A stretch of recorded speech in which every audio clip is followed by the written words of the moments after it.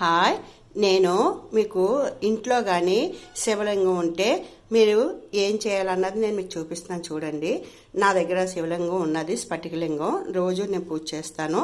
అయితే దీన్ని మనం శుభ్రం చేయాలి అని అంటే ఏది పడితే అది కాకుండా మనం చూడండి, విభూది ఈశ్వరుడికి చాలా ఇష్టం. విభూది లేదనుకోండి మీ దగ్గర, మీరు ఏం చేస్తారంటే ఇప్పుడు మన ధూప్ స్టిక్స్ అవి అగరత్తులు వెలిగించేది ఉంటుంది కదా, అదైనా సరే దాంతో కూడా మనం చేయొచ్చు.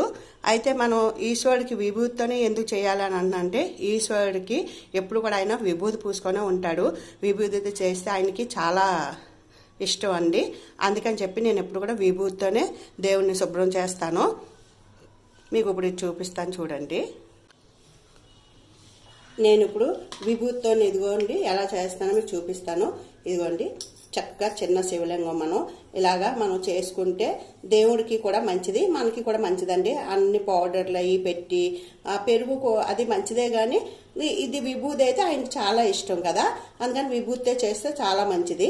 అది మీకు కూడా తెలుస్తుందని ఈ వీడియో నేను చేస్తున్నాను. ఇదిగో అమ్మ, చక్కగా ఇలా విభూతితో మనం క్లీన్ చేసుకున్నాం అనుకోండి. నా దగ్గర చిన్న పరమేశ్వరుడిది విగ్రహంను చిన్నది ఇది నాగేంద్రుడిది ఉంది.